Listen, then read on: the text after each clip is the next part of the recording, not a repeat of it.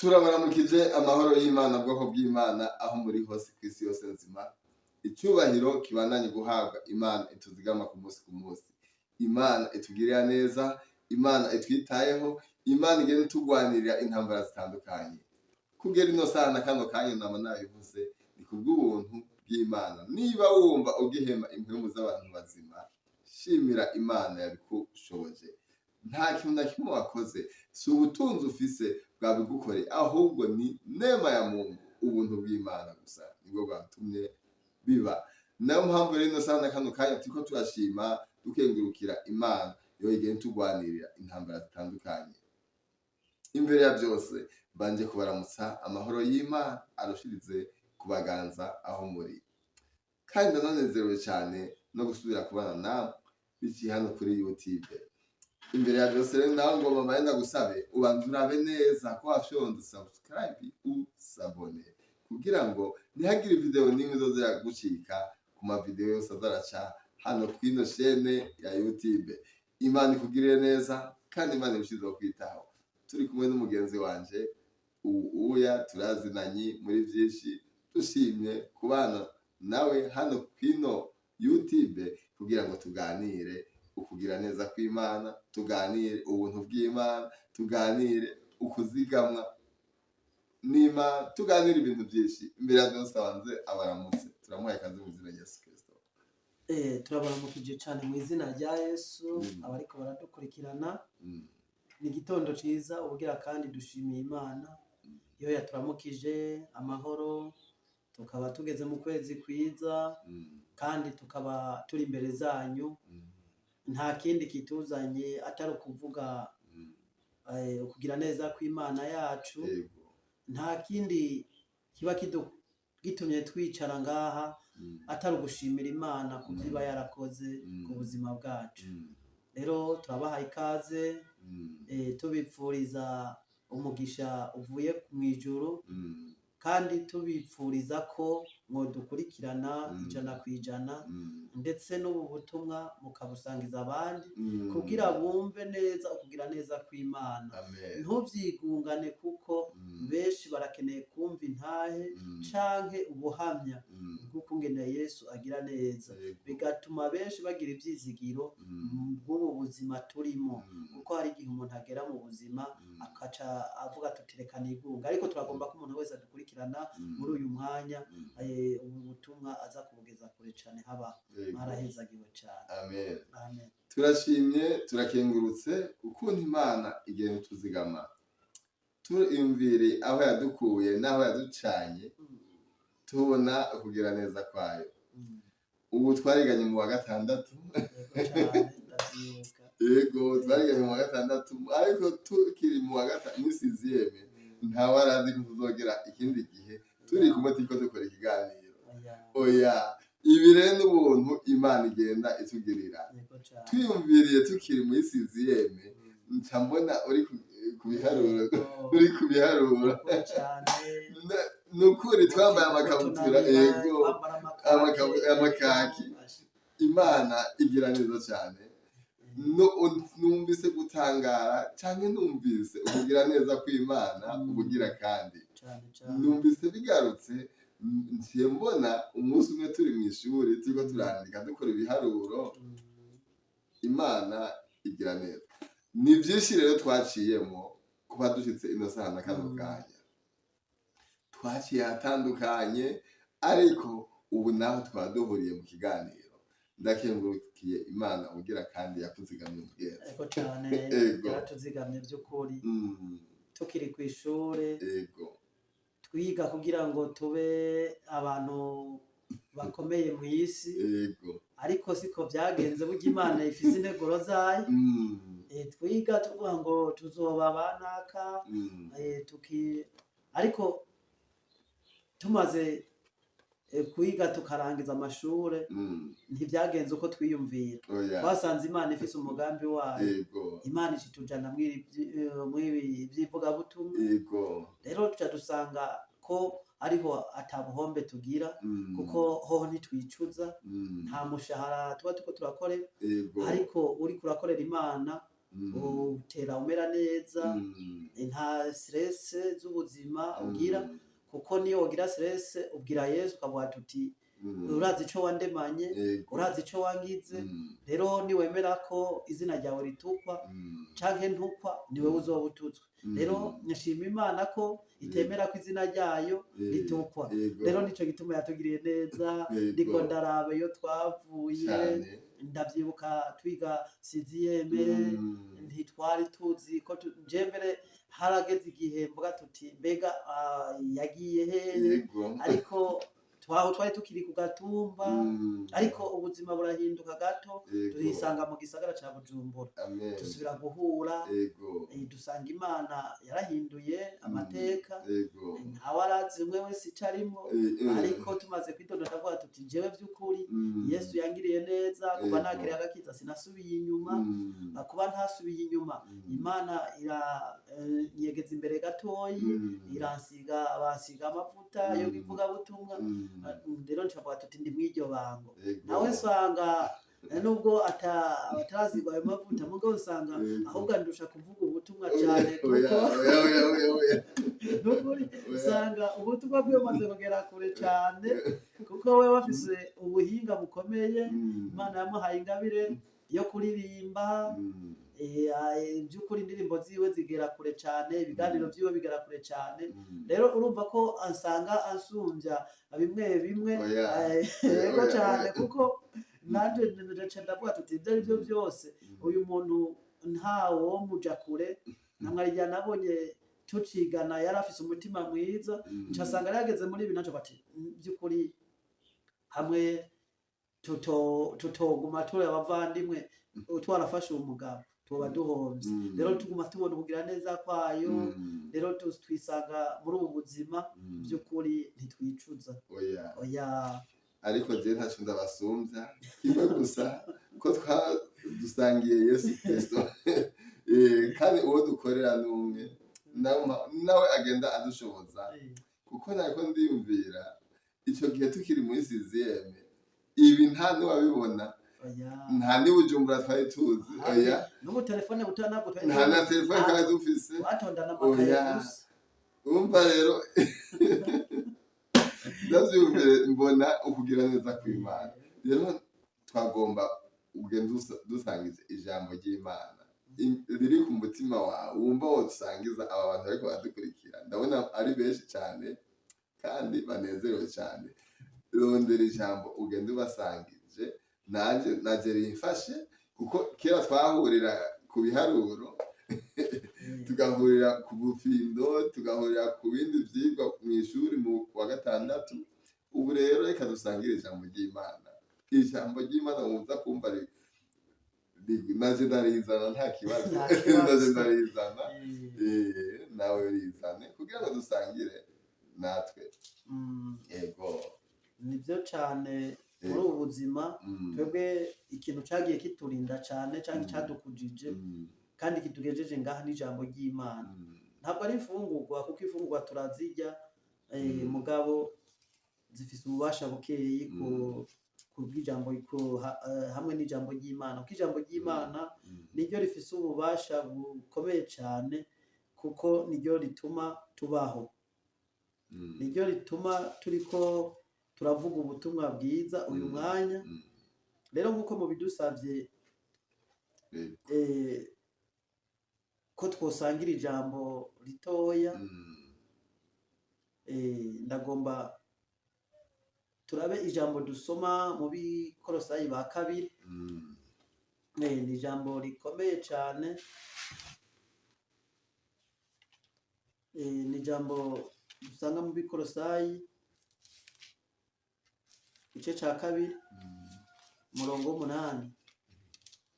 Ni ijambo ridushoboza kugira ngo twirinde muri ibi bihe tuba turimo, kubera tumurazi ko twababwiye ko twaciye kw'ishure, twarahaciye, mugabo afise amahirwe yose twagiriwe yo kumera nk'abandi mu bijanye n'ubuzi abandi basanzwe bakora, ariko ico Imana yaduhaye ni ubwenge bw'Imana. Yaraduhaye ubwenge bw'Imana kandi nibwo butuma umuntu abaho. Kuko ngo ubwenge bwo mu isi ngo ni ubupfu ku Mana yacu. Ariko ni ijambo tugomba dusome ku murongo w'umunani havuga ngo mwirinde ntihagire ubagira inyagano wabanyagishije ubwenge bw'abantu ari bihendo by'ubusa bikurikira akaronda k'imigenzo y'abantu bikurikira ivya mbere byo mu isi bidakurikira Kristo Yesu. Iri jambo ni jambo rikomeye cyane riduhimiriza kwirinda abanyabwenge.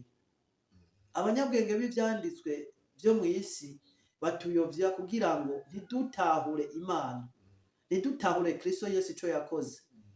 Ivyo rero nivyo twebwe twatandukanye navyo, kuko twarize za shimi, za fizike na za biology n'ibindi vyinshi, ariko ivyo byose nta mahirwe vyaduhaye, nta mahirwe vyaduhaye. Turabifise mugabo ntivyaduhaye amahirwe twashaka. Ariko Kristo Yesu niwe yacaza ngo mwirinde ntihagire ubagira inyagano wabanyagisha ubwenge bw'abantu. N'ubwenge twahawe n'abantu, ariko ubwo bwenge ntibutuma turonka ico twifuza.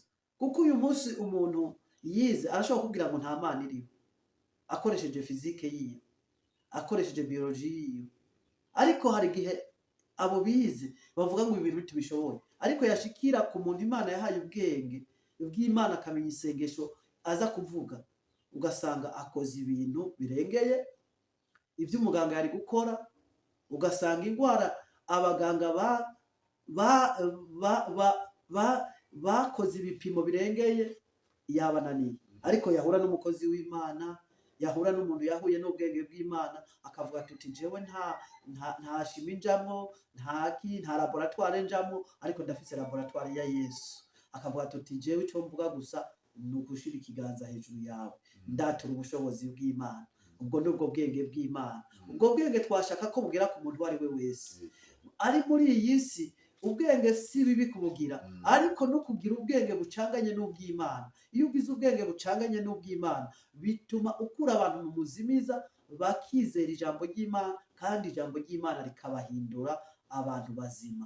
Rero iyo umuntu akiri muri karonda y'imigenzo y'abantu, umubwiye ivy'Imana ntavyumva, umubwiye ivy'Imana ntavyumva, kubera abavuga ngo jewe ndazi fizike, ndazi umuti uvura gripe, ndazi umuti uvura malaria, ndazi umuti, ariko nta muntu nta muganga ndabona akubwira ati ndafise umuti uvura idayimoni. Oya, nta kwa muganga uzogenda ugasanga bariko barakuvura dayimoni. Uzumva kugenda ku mukozi w'Imana, naho yoba yarize akaminuza afise dayimoni zikamutera, aje akubwira ati sengera umukozi w'Imana. Wowe naho uja kuvuga ati reka ndagende muri laboratoire, ariko ukubwira ati ngira ijambo ry'Imana. Wamubwira ijambo ry'Imana akaca agaruka akavuga ati bwa bundi Imana iriho, yawe n'igitangaza gikoretse za dayimoni zimuvuye, akaca abona kwizera, kandi byarase ko yizera akiri umwana. Rero tuba dushaka ko abana bacu canke imiryango yacu canke abantu bakiri mu isi batatwagwa n'uruhendo rw'isi, bakakira ubwenge buva mu ijuru, bakakira ubwenge buva mu ijuru, kuko aribwo butuma mumenya ukungene Kristo atugwanira. Ku murongo wa mbere wo muri iki gice nyene niho havuga ngo ndagomba ko mumenya ukuntu mbagwanira intambara. Bariya bize ubuhanga ntibamenya ngene Imana ibagwanira, ariko iyo twebwe twamenye Kristo Yesu tuba tugomba kumenya ingene Imana itugwanira. Kuba ari mu twicaye ngaha twarukana kera twigana, ntitwari tuzi ko tuza kwicara ngaha, kandi Imana yatugwaniye intambara nyinshi, yatugwaniye intambara nyinshi. Ntikibuza yuko tutaciye mu ntambara, twaraciye mu bikomeye, twaraciye mu biduca intege, twaraciye mu biduhungabanya, ariko kubera Kristo Yesu yatugwaniriye intambara. Aka kantu karakomeye ngo ukumenya, ngo ndagomba mumenye. Reka abantu barabishwe no kutamenya, yabo bamenye ingene Imana ibagwanira, abamenya ngene Imana iriko iratugwanira n'ubu twicaye ngaha gusa. Hanyuma twicaye ngaha iriko iratugwanira, ari intambara itugwanira tutabona. Ari intambara igwana nyinshi, hari imitego myinshi itegura utanabona. Uriko uragenda ukabona ushitse ahantu uvuga ngo n'amaguru yanje n'ubwenge bwanje, ariko hajya Imana iba yakoze ibikorwa bikomeye munsi y'impwemu. Hari abamarayika Imana yatanguje imbere zawe, ndetse no muri kiriya kibanza ugiye gushikiramo hari umumarayika yakwitangiye imbere, ari waza kukuzigama, abanza gutegura imitego yose. Rero nico gituma ijambo ry'Imana rivuga ngo ndagomba ko mumenye ukuntu bagwanira intambara, kugira ngo imitima yabo ireme, kuko bamatanirijwe mu rukundo ngo bahabwe itunga ryose ryo gutahura atamazinda. Ivy'Imana utegerezwa gutahura itunga, kuko Imana itegezwa gutungisha. Imana yashatse gutungisha, ariko Imana mu gutungisha umuntu aka kantu tukagendeho, Imana mu kubwiye gutungisha yihutisha cyo kimwe n'abandi, kuko wundi arashobora gukora ikintu biciye mu zindi nzira, ariko wewe ugenda buke buke. Nico gituma abana b'Imana bateba gushika mu masezerano, kuko ntibarekuriwe gukora vyose. Hari ivyo barekuriwe gukora, hari n'ibindi batarekuriwe gukora. Rero Imana wowe kubera uba uri uwayo, ibigomba gukora ibihuye n'ijambo ryayo n'ibikorwa vyiwe, hama ikagushitsa ku masezerano. Ariko iyo uriko urakora ibitanyuranye, uca mu mizinguzingu ikagushitsa ubanje kugororoka. Rero bigomba ko umuntu imuhitunga ryose ryo gutahura atamazinda, babone kumenya ibanga ry'Imana. Kugira ubone ibanga ry'Imana bisaba ko baza kumenya, ugatahura ingene Imana igira neza. Imana igira neza bivanye no kungene nawe wayihaye agaciro. Utayihaye agaciro nayo ntabwo iguha agaciro, kuko nayo nyene utezwa kuyiha agaciro, kuko ivuga ngo nije Alpha na Omega, niyo ntango n'iherezo. Rero nimba yagutangura ikagushiraho, umenye ko ari izoshiraho n'iherezo ryawe. Utegerezwa kumenya ko ariyo iguha ubwenge, ikaguha gutahura, ikamenya no kungene ushitse ahantu witwara. Rero Imana ihezagire umuntu wese, agomba kugira ubwenge bw'Imana kugira imutahuze, kandi izocibugurura izindi ngabire nyinshi, kuko Imana iguhaye ubwenge. Buriya abazungu hajya barasenga cane. Hari abantu bibaza ngo abazungu ntibasenga, ubwo barasenga cane kandi ntibatakaza umwanya, kuko basenga bakora. Yego. Iyo umurokore rero ariko arasenga adakora, gutera imbere biramugora, kugera ku ntego biramugora, kuko Imana ntihezagira, ntabwo izoguhezagira wirirwa mu masengesho gusa. Oya, umuzungu arasenga agakora, kandi aguma arondera ubwenge. Hajya barafise ubwenge. Rero iyo uriko urashaka ubwenge, burondere ukore ikintu ubone ko bwa bwenge bwawe bwakoze. Kugira umenye ko ubwenge bwawe buhari, nuko ukora ikintu ukabona kigiye mu ngiro. Kitagiye mu ngiro, urumva n'ubundi uba ugikeneye gusaba Imana ibandanye igira hande iguha ubwenge. Nico gituma ijambo ry'Imana rivuze ngo ndagomba ko mumenya, tugatahura ukungene Imana ikora mu buzima bwacu. Nuko Imana ibahezagira. Amen. Murakoze cyane. Ariko nanjye ndumva twosangira ino Zaburi ya 20. Amen. Guhera ku murongo wa mbere. Nanjye ndumva no yibatekerera, uri mu bibazo bitandukanye, uri mu ngorane zitandukanye, uhamagara Imana niyo ishobora kukubera inyishu. Tusangira ino Zaburi ya 20. Guhera ku murongo wa mbere aratubwira hati, Uhoraho akwishure ku munsi w'amagorwa. Amen. Izina ry'Imana ya Yakobo igushire hejuru. Amen. Ikurungikire ugutabagwa kuva ahera h'urusengero, iguhe inkomezi ziva i Siyoni. Yibuke amashikanwa yawe yose, yakire ikimazi cawe coshejwe. Iguhe ico umutima wawe wifuza, ishitse inama zawe zose. Tuzovugishwa impundu n'agakiza kawe, kandi kubw'izina ry'Imana yacu tuzokwerekana amabendera yacu. Uhoraho ashitse ivyo usaba vyose. None menye yuko Uhoraho akiza uwo yarobanuje amavuta. Azomwishura ari mw'ijuru ryiwe ryera. Azomwishurisha ubushobozi bukiza bw'ukuboko kwiwe kw'iburyo. Bamwe bizigira imikogote, abandi bizigira amafarasi, ariko tweho tuzokwizigira izina ry'Uhoraho Imana yacu. Imana ishigwe hejuru cyane. Amen. Nubwoba uri mu bibazo bitandukanye, nubwoba uri mu ngorane zitandukanye, ivyizigiro vyawe ubishire ku Mana. Ni Imana ishoboye byose. ni Imana igabira bose atandukanye icaguye. Uri mu ngorane ufise ubona imizigo myinshi, imitwaro wikoreye, hamagara Imana niyo ishoboye byose kandi igabira bose atandukanye icaguye. Uyitabaze, uyigororokere, uyereke ibikuruhije, nayo irakugirira neza. Umurongo w'8 niwe uravuga ati umurongo w'7, bamwe bizigira imikogote, abandi bizigira amafarasi, ariko tweho tuzokwizigira izina ry'Uhoraho Imana yacu. Urumva bamwe ibyo bizigira n'abandi ibyo bizigira, ariko jewe icyo dukwiye kwizigira ni izina ry'Uhoraho Imana yacu.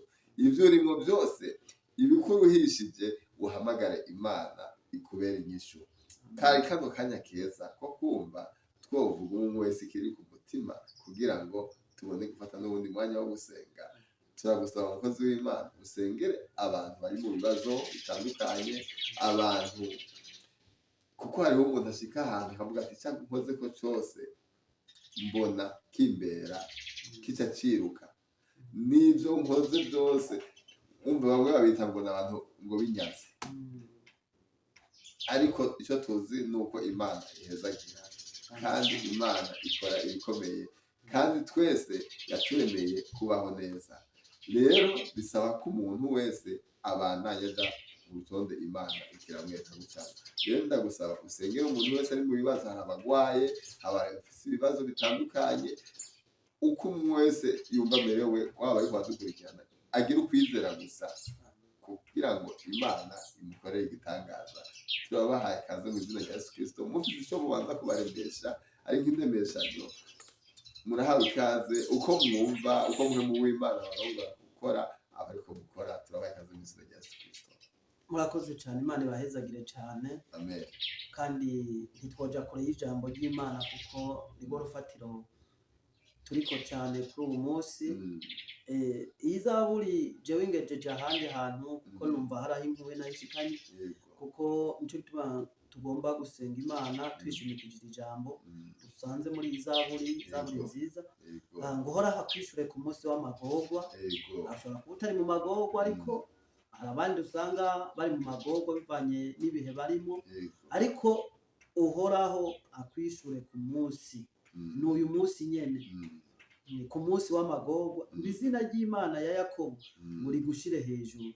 Urumva baragukengereye, baragushize hasi, ibintu byose umenga bitaha, ibibazo byose bitaha iwawe, umenga abo byose barashoreye bashira iwawe, ariko Imana ivuze ngo ku munsi w'amagorwa Imana ikwishure, izina ry'Imana ya Yakobo muri gushire hejuru.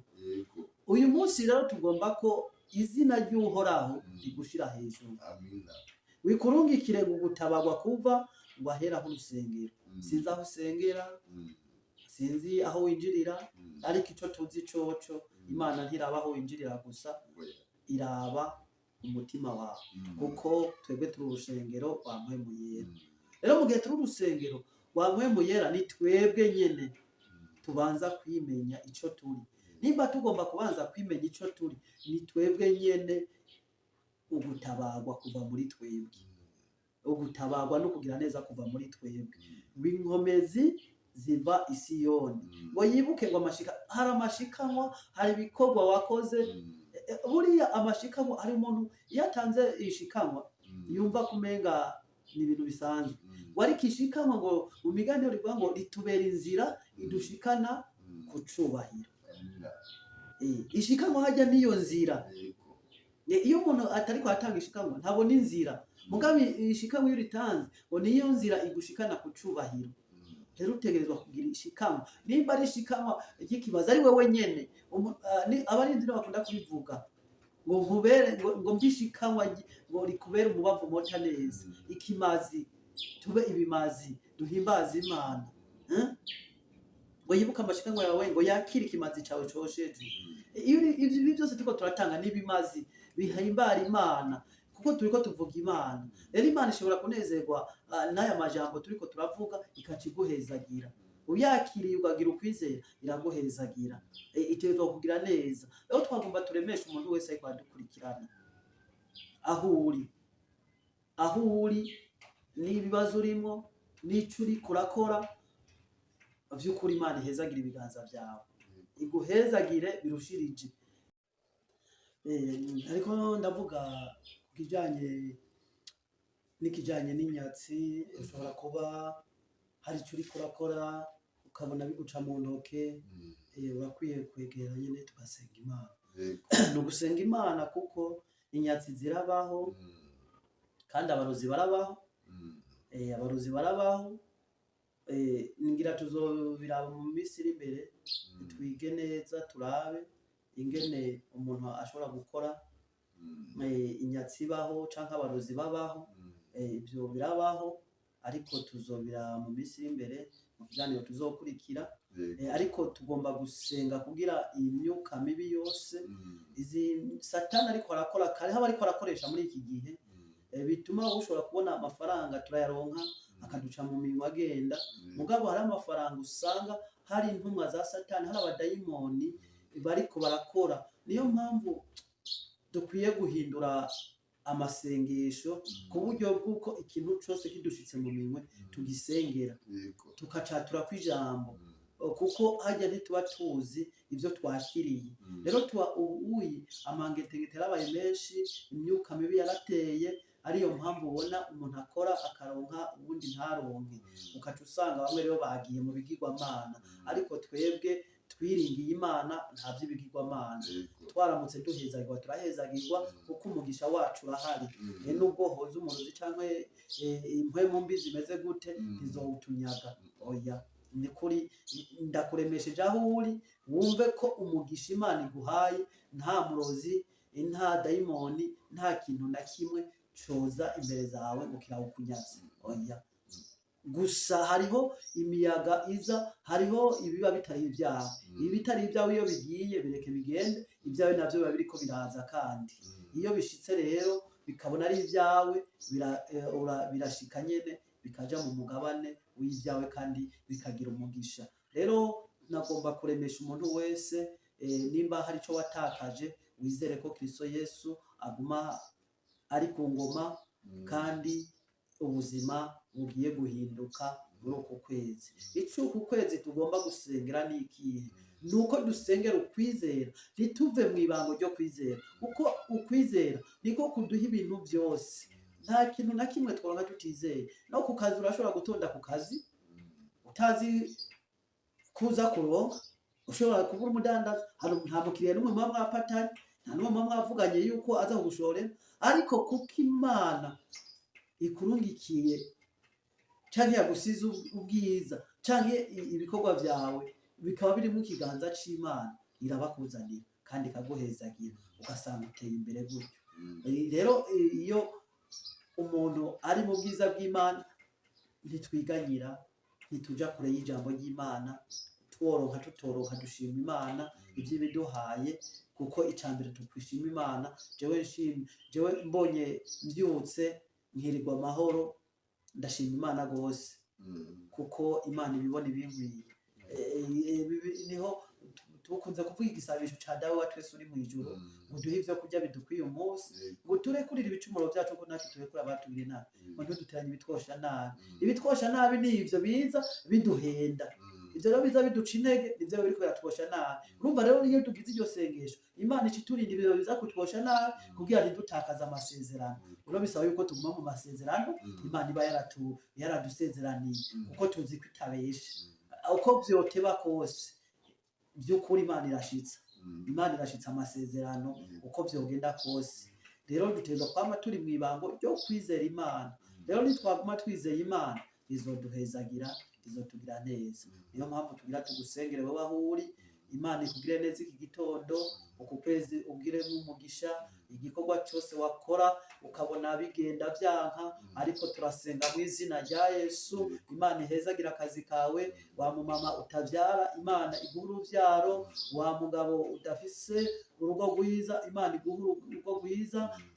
Abo bamama canke umupapa yubatse ariko aradukurikirana urugo rutameze neza, turagomba ko Yesu aza mu rugo rwawe, amahoro atahe mu rugo rwawe. Yesu akore ibidasanzwe, dayimoni yose yivanze mu rugo rugo rwawe iki gitondo turagomba cyangwa ku kwezi Imana ihindure urugo rwawe rube amahoro. Nawe akazi katagenda neza ubona ko ibyawe biriko biragenda bitwarwa n'abadayimoni, izo dayimoni zitambika imbere z'akazi kawe cyangwa mu bikorwa byacu byose, turasenga mu izina rya Yesu izo mpwemu mbi zitsindwe mu izina rya Yesu, maze ubuzima bwacu bugira uburinzi buvuye mu ijuru. Imana iturindire ibyacu, iturindire imiryango yacu, iturindire igihugu cacu, iturindire abari hanze y'igihugu, iturindira abarongozi b'igihugu n'abarongozi baho dusengera hose, kugira Imana ishishikare kwihesha icubahiro.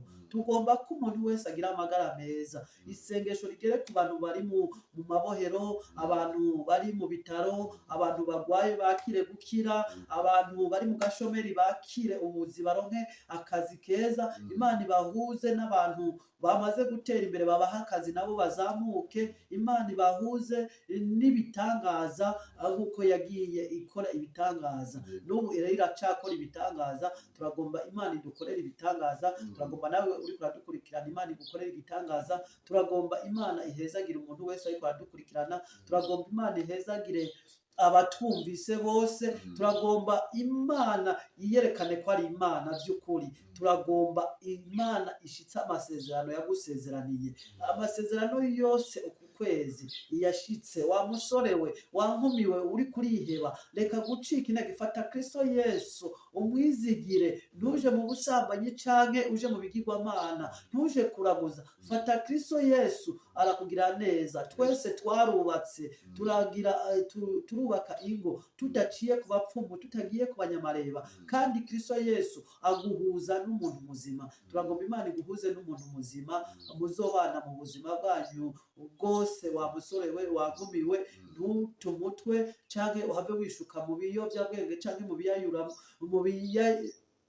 ubwenge, ariko turagomba Imana iguhe ubuzima bwiza. Turagomba iguhuze n'amavuta y'agakiza, turagomba Imana iguhuze n'ubutabazi, turagomba Imana iguhuze n'igitangaza gituma uyikorera mu kuri. Imana ibahezagire cyane.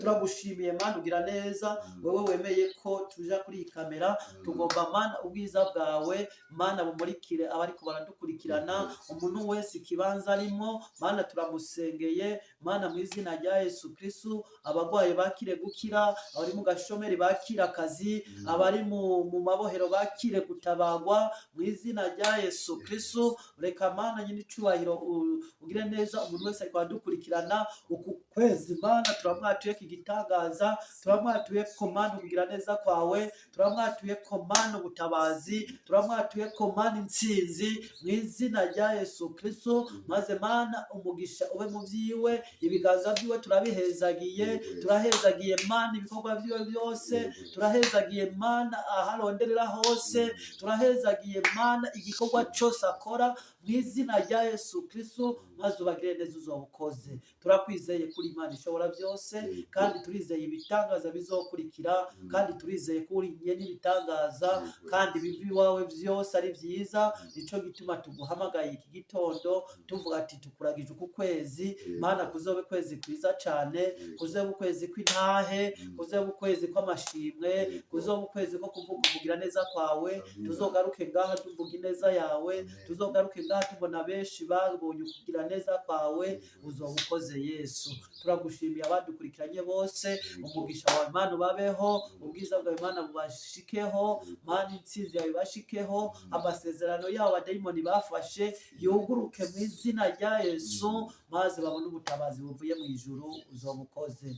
Urakoze kubidukoreye, kandi urakoze kubyumvise. Dusenze muri ibi bike byinshi biri iwawe, udukorere ibirengeye ibyo tugusavye mu izina ry'umwami wacu Yesu Kristo. Amen. Murakoze mugire ibihe byiza aho muri. Imana irushize kubahezagira, kandi icyo ukora ko cyose kigire umugisha mu izina rya Yesu Kristo. Aho ugendera hose ugende ugendeshwe na muhemu w'Imana. Imana irushize kugira neza, kandi irushize kukuzigama, irushize gukora igitangaza uko bukeye ko bwije, wame ugendera mu buntu bwayo. Murakoze mugire ibihe byiza, kandi turabashimiye cyane mwe wemeye kubana nacu gushika ino video ikaba irangiye. Imana igukoreye ikintu gishasha mu buzima bwawe. Imana ibishinze kubana muri byose na hose. Icyubahiro, guhimbazwa, gutazigwa, gushyirwa hejuru bibananye guhabwa. Imana ituzigama ku munsi. Mugire ibihe byiza, mwarahezagiwe. Shalom. Amen.